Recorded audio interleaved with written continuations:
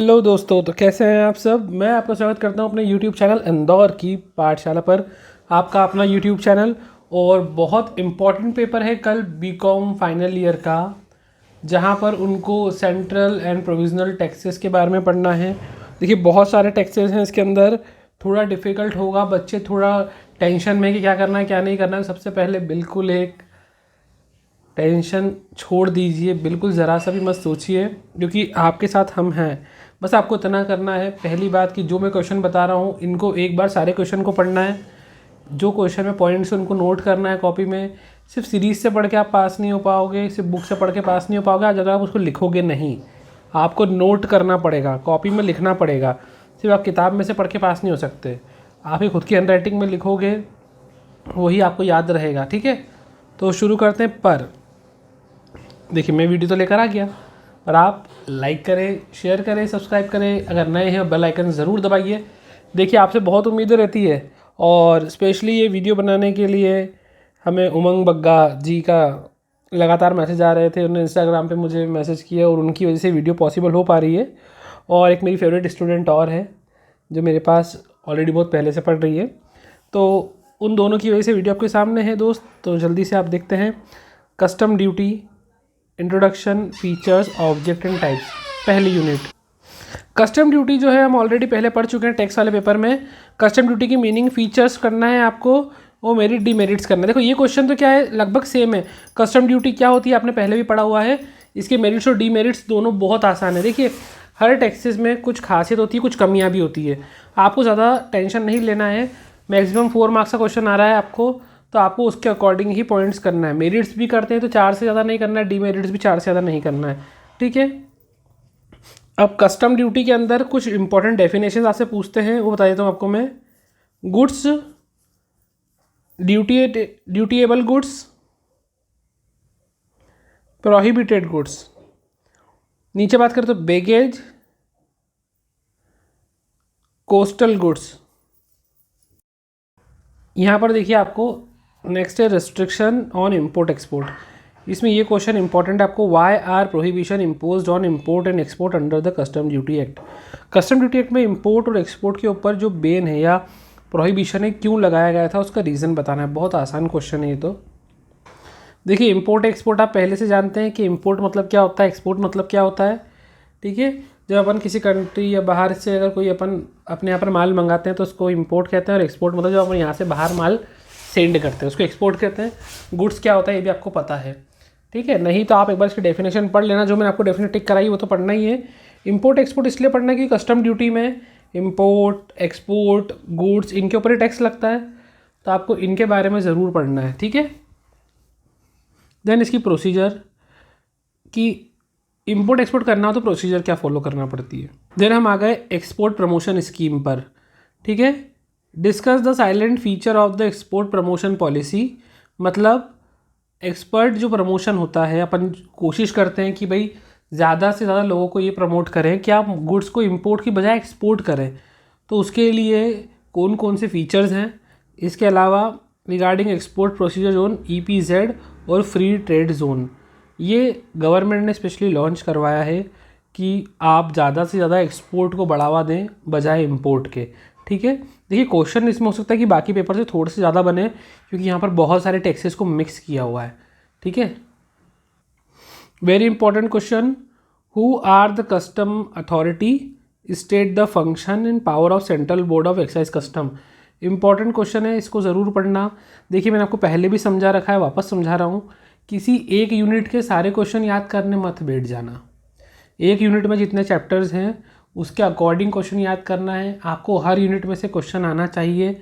देखिए, मेरा काम है सारे क्वेश्चन टिक करवाना, लेकिन आपका काम है स्मार्ट स्टडी करना। आप एक यूनिट के, जैसे मैंने मान लो 5 क्वेश्चन टिक कराया, तो 5 याद करने नहीं बैठेंगे। आप क्या करना है कि उसमें से कोई भी 4 या 3 करके रखना है, वो भी चैप्टर के अकॉर्डिंग, कि हर चैप्टर में से एक क्वेश्चन हो जाए कवर अप।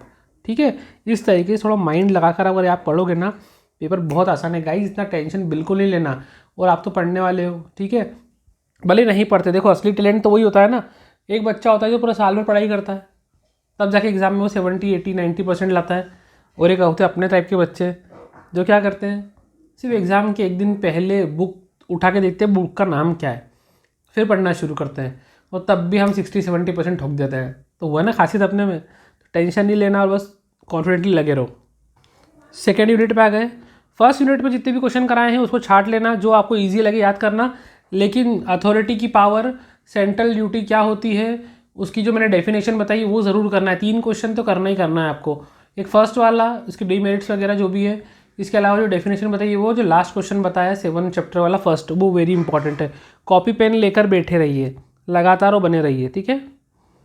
इसमें determination and computation of the accessible value for custom. अब देखिए न्यूमेरिकल भी आते हैं, पर अब एक दिन में आप न्यूमेरिकल कैसे सॉल्व करेंगे, पॉसिबल नहीं है ना। तो आपको जो करना है वो देख लेते हैं। आपको जो क्वेश्चन करना है वो ये है, discuss the procedure of computation of assessable value under the custom duty.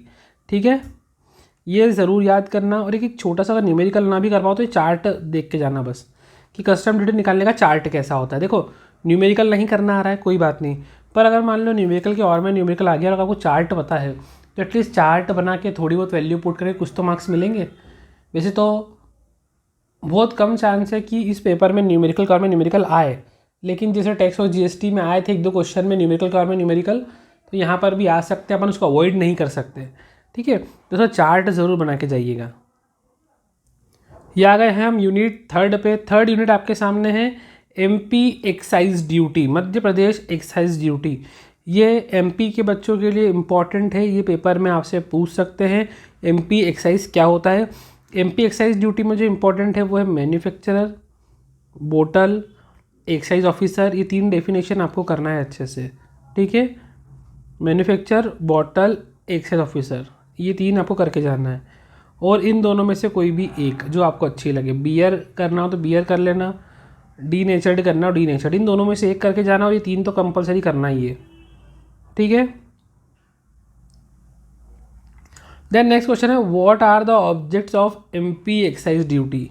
Madhya Pradesh excise duty बनाने के पीछे इसका ऑब्जेक्ट क्या था या इसके फीचर्स। ऑब्जेक्ट या फीचर, फीचर मतलब होता है इसकी विशेषता, ठीक है। तो ये ज़रूर पढ़ के जाना क्वेश्चन। देखिए लगातार प्रोविजंस के क्वेश्चन टेक्स्ट में भी पूछे, यहाँ पे पूछे जाएंगे। What provision had been made on import, export and transport of antioxidant under MP excise duty. देखिए एमपी एक्साइज ड्यूटी के अंतर्गत जो भी इंपोर्ट होते हैं, एक्सपोर्ट होते हैं, ट्रांसपोर्ट होते हैं, एंटीऑक्सीडेंट, सॉरी एंटी नहीं, इंटॉक्सिकेंट्स लिखा है, सॉरी इंटॉक्सिकेंट्स, मैंने ध्यान नहीं दिया। जो भी इंटॉक्सिकेंट्स होते हैं उनके बारे में जो प्रोविजंस लगते हैं, जो इम्प्लीमेंटेशन होता है वो आपको करना है। पेपर में ये वेरी वेरी इंपॉर्टेंट क्वेश्चन है, ठीक है। देन आपके सामने है manufacture, sale and licensing of intoxicants. कैसे मैन्युफैक्चर होता है, कैसे इनको लाइसेंस मिलता है, कैसे पूरा काम होता है, सब लिखना है। तो इसके अंदर आपको सीधी बात है ये क्वेश्चन करना है, discuss the process to get the licence for retail sale of liquor. शराब को रिटेल में बेचने के लिए अगर लाइसेंस लेना है तो उसकी प्रोसीजर क्या है, ठीक है, ये आपको आना चाहिए। Calculation of excise duty payable on intoxicants, इसमें first question, present a list of rate of MP excise duty divide on the sundry intoxicants. देखो किन किन इंटॉक्सिकेंट्स पर किन किन परसेंट से, किन किन रेट से टैक्स ड्यूटी चार्ज होती है वो आपको लिखना है, ठीक है। आ गए हम यूनिट 4 पे। यूनिट 4 में main provision of MP provisional tax act. कौन कौन से प्रोविज़न हैं एमपी प्रोफेशनल टैक्स के लिए। सिंपल सी बात है, एमपी प्रोफेशनल टैक्स पहले बात तो होता क्या है तो पता होना चाहिए, उसके प्रोविज़न क्या है ये पता होना चाहिए। तो जो क्वेश्चन आपको करना है ना वो इन दोनों का आपको मिला के करना है। इन दोनों को मिला के मतलब आपको इसमें करना है कि व्हाट इज़, ये लिखा है ना, ये जो टिक कर रहा हूँ, what are the provision in the professional tax act, explain characteristic और discuss the provision of provisional tax relating to filing the return. मतलब इनकम जो आप प्रोविजनल टैक्स फाइल करते हो ना, उसके पीछे टैक्स फाइल करने के लिए कौन से प्रोविज़न हैं, और ये जो टैक्स है एमपी प्रोफेशनल टैक्स, इसकी कैरेक्टरिस्टिक क्या है। देखो हर यूनिट के अकॉर्डिंग क्वेश्चन आएगा, तो 3 क्वेश्चन तो आपके ये पक्के हो गए। कस्टम ड्यूटी क्या होता है, इसकी कैरेक्टरिस्टिक और प्रोविज़न, एमपी एक्साइज ड्यूटी क्या होता है, प्रोविज़न से रिलेटेड जो भी है, और ये एमपी प्रोफेशनल टैक्स क्या है, इसके फीचर्स और प्रोविज़न। ये 3 क्वेश्चन तो आपको पेपर में छपेंगे ही छपेंगे, इनको तो करके ही जाना अच्छे से।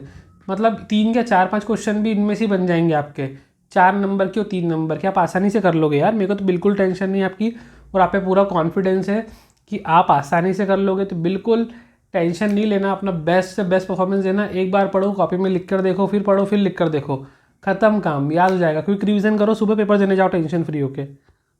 अब प्रोफेशनल टैक्स है, तो प्रोफेशनल टैक्स में भी आपको कुछ डेफिनेशन करना है, एम्प्लॉई, पर्सन, इनकम और सैलरी की डेफिनेशन।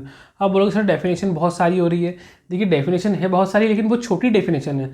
आपको जो मेन सेक्शन के अकॉर्डिंग डेफिनेशन दी ना, बस वही पढ़ना है। उसमें बहुत सारा माल मटेरियल, अंदर बहुत सारा डिस्क्रिप्शन भी दिया होगा, इतना ज़्यादा डिटेल में नहीं पढ़ना है। जो मेन डेफिनेशन है इन्वर्टेड कॉमा में दी है, बस उतनी डेफिनेशन ही करना है उसकी। बाकी डिस्क्राइब तो अपन मन से कर देंगे, लेकिन आपको मेन क्या याद करना है, इनकी डेफिनेशन कि एम्प्लॉय कौन होते हैं इस टैक्स के अंदर, पर्सन कौन होते हैं। सेक्शन 2 में डेफिनेशन दी, तो 2 कौन से में डेफिनेशन दी है। तो आपको इतना करना है तो आपका काम ईजीली हो जाएगा, ठीक है। नेक्स्ट क्वेश्चन ये आपको करना है ज़रूर, describe rates of professional tax for various category of assessee. अलग अलग असेसी के लिए जो टैक्स रेट्स हैं वो किस प्रकार से हैं करना है। देखिए यूनिट जो आपकी 4 है उसके अंदर आपको यही क्वेश्चन है, प्रोफेशनल टैक्स क्या है, प्रोफेशनल टैक्स फाइल करने के, रिटर्न करने के प्रोविज़न क्या हैं, और रेट। बस ये 3 क्वेश्चन तो है। अब एक यूनिट में से 3 क्वेश्चन कर लोगे तो आपका काम तो वैसे ही पूरा हो जाएगा ना, क्योंकि यूनिट वाइज क्वेश्चन आते हैं, यहीं पास हो जाओगे आप। तो इससे टेंशन बिल्कुल नहीं लेना और बिल्कुल कॉन्फिडेंट रहना, बाकी हम आपके साथ हैं। यूनिट 5 लास्ट यूनिट आपके लिए, देखिए इतनी जल्दी आ गई। क्वेश्चन बहुत सिंपल आने वाला है, टाइप ऑफ असेट्स बोला है क्वेश्चन में। पहला क्वेश्चन उठा लो, सीधे डायरेक्ट उठा लो पहला question. What do you understand by assets, assets क्या होती है, एग्रीकल्चर लैंड क्या होता है, नॉन एग्रीकल्चर लैंड क्या होता है, ठीक है। बहुत आसान क्वेश्चन है, पेपर में ही आएगा, आप आसानी से कर लोगे, पूरा विश्वास है, एक बार पढ़ के जाना। प्रकोष्ठ क्या होता है, इसकी meaning registration measurement of properties. पहला क्वेश्चन इंपॉर्टेंट है, व्हाट इज मीन बाय प्रकोष्ठ, state the rule relating to registration of प्रकोष्ठ, है ना। यहाँ पर आपका टाइटल क्या होता है, पहला question. What is the meaning of title, explain in brief to the procedure, check to the title. E registration से जुड़ा क्वेश्चन पेपर में आपको 1 या 2 बार पहले पूछ चुके हैं, इसलिए ये क्वेश्चन आपके लिए थोड़ा सा इम्पॉर्टेंट हो जाता है कि ई रजिस्ट्रेशन क्या होता है और ई रजिस्ट्रेशन कराने की प्रोसेस क्या होती है। देखिए आपको पता है कि आज सारा काम ऑनलाइन होने लग गया है, हर चीज़ ऑनलाइन शिफ्ट हो गई है। आजकल आपको प्रॉपर्टी रजिस्टर्ड कराना हो, कुछ भी कराना हो तो आप ऑनलाइन भी करा सकते हैं। तो ई रजिस्ट्रेशन क्या होता है और इसकी प्रोसीजर क्या है। देखिए मैं जानता हूँ कि हाँ प्रोसीजर बहुत सारी है, पर टैक्सेस भी बहुत सारे हैं, लेकिन इसमें फ़ायदा है क्योंकि डेली लाइफ में आपको बहुत काम आने वाले हैं आगे चल के। और अभी तो आप एग्ज़ाम पास करने के लिए पढ़ लो, लेकिन मैं आपको एडवाइस करूँगा बाद में इनको डिटेल में थोड़ा समझने की कोशिश करना, इन फ्यूचर आपको ये बहुत हेल्पफुल होंगे। क्वेश्चन है आपके सामने, what are the expected qualification for service provider under E registration system. क्या क्वालिफिकेशन होना चाहिए सर्विस प्रोवाइडर में जो ई रजिस्ट्रेशन सिस्टम के अंदर मतलब ज़रूरी है। नेक्स्ट क्वेश्चन, यहाँ पर आपको एक सिंपल सा काम करना है, give the proforma of agreement for purchase sale of property. आप जब प्रॉपर्टी को खरीदते बेचते हो ना तो एक फॉर्म आता है, तो उसका प्रोफॉर्मा आपको बना के दिखाना है कि भाई कैसा फॉर्मेट होता है उसका, ईजिली बना सकते हो। नेक्स्ट क्वेश्चन है guidelines, meaning and importance, procedure and uses. Question first, what do you mean by guideline, guideline क्या होती है, discuss the important of it, और गाइडलाइन की इंपॉर्टेंस बताना है। Last question, explain stamp duty rates on fixed assets. Stamp duty किन किन assets पे कितनी कितनी फिक्स्ड है वो बताना है आपको। तो ये आपका पूरा 5 यूनिट के मैंने आपको इंपॉर्टेंट क्वेश्चन बता दिए हैं दोस्त। अब आपको मेरी बात ध्यान से सुनना है, कॉपी लेकर बैठिए, जो मैं आपको बता रहा हूँ उन पर ध्यान रखिए। क्वेश्चन अगर ज़्यादा भी हो रहे हैं तो मैं जो आपको बताने वाला हूँ इन क्वेश्चन को आपको प्राथमिकता देना है, मतलब पहले ये क्वेश्चन तैयार करना है, देन आप बाकी क्वेश्चन पे शिफ्ट करेंगे, ठीक है। तो कॉपी पेन लेकर रेडी है, जो बता रहा हूँ उनको पहले लर्न करना है, सुन लीजिए पहले। ये फर्स्ट क्वेश्चन आपको पहले लर्न करना है, जो डेफिनेशन मैंने टिक करवाई थी डेफिनेशन करना है आपको। देन यहाँ पर मैंने आपको प्रोसीजर बताई थी कस्टम ड्यूटी की, वो आपको करना है। और मैंने आपको इसका चार्ट भी बोला था, चार्ट भी करना है। ये 2 क्वेश्चन करना है चैप्टर सेकंड में से, यूनिट सेकंड में से। यूनिट थर्ड में से जो डेफिनेशन बताई थी, पहले आपको इन डेफिनेशंस को करना है।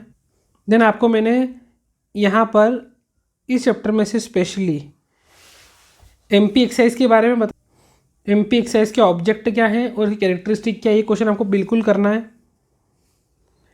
है ना। इंटॉक्सिकेंट्स के प्रोविज़न मैंने आपको बताए हैं, ये करना है आपको पहले। यूनिट 4 में से मैंने आपको बताया कि प्रोविजंस क्या होते हैं, और ये क्वेश्चन में टिक करने के लिए बताए हैं। यूनिट 5 के अंदर से मैंने आपको एग्रीकल्चर लैंड बताई, ई रजिस्ट्रेशन जो होता है इसकी प्रोसेस पहले करना है आपको। स्टाम्प ड्यूटी के रेट्स, ये जो क्वेश्चन मैंने आपको ये बताया है, ये क्वेश्चन आपको प्राथमिकता देना है, इनको पहले से पहले याद करना है, और बाकी क्वेश्चंस को आपको इनके बाद याद करना है, ठीक है। पढ़ना जो मैंने टिक करा है सारे पढ़ना है, लेकिन जो अभी मैंने बाद में बताए हैं इनको पहले लर्न करें, बाकी क्वेश्चन को बाद में। यूनिट वाइज याद करें, जिस यूनिट में कम क्वेश्चन है उनको पहले याद कर लो, जिसमें ज़्यादा है उनको बाद में याद कर लेना। अगर बहुत सारे क्वेश्चन एक यूनिट में से याद नहीं हो पा रहे हैं तो हर यूनिट में से एटलीस्ट 2 से 3 क्वेश्चन याद करके जाना। यूनिट 4 में बहुत कम क्वेश्चन है, यूनिट सेकंड में भी बहुत कम क्वेश्चन है, तो पहले सेकंड और 4 निपटा दो, फिर 5th निपटा दो, फिर 3rd, और देन लास्ट में 1st यूनिट पे जाना। इसी तरीके से आपका आसानी से पूरा पेपर कंप्लीट हो जाएगा। अगर आपको हमारी वीडियो पसंद आती हो तो लाइक कीजिए, कमेंट करके बताइए वीडियो कैसी लगी, दोस्तों में शेयर कीजिए, बेल आइकन दबाइए, अगर आप चैनल पर नए हैं सब्सक्राइब कीजिए, सपोर्ट करते रहिए। आपके कहने पर हम वीडियो लेकर आए हैं, तो आपको लगातार हमारा सपोर्ट करना है, बने रहना है। कोई भी क्यूरी होती है, कोई भी डाउट होता है तो लिख लीजिए आप मेरी इंस्टाग्राम ID अंकित -राठौर डॉट लगाना है ऑफिशियल, ठीक है। ये मेरी इंस्टाग्राम ID है, आप मुझे इस पर फ़ोटो खींचकर सेंड कर सकते हैं। कोई डाउट हो तो मैं आपकी वहाँ पर हेल्प कर सकता हूँ। तो मिलते हैं बहुत जल्द अगली वीडियो में, बने रहिएगा हमारे चैनल पे इंदौर की पाठशाला पे। Keep supporting us and I will support you. कुछ भी डाउट आता है, क्यूरी आती है, हम वेट करेंगे। All the best and be confident, अपने पर विश्वास रखिए, पेपर बहुत अच्छा जाने वाला है। पेपर करके आइए, बताइएगा वीडियो कैसी लगी। मिलते हैं, गुड बाय।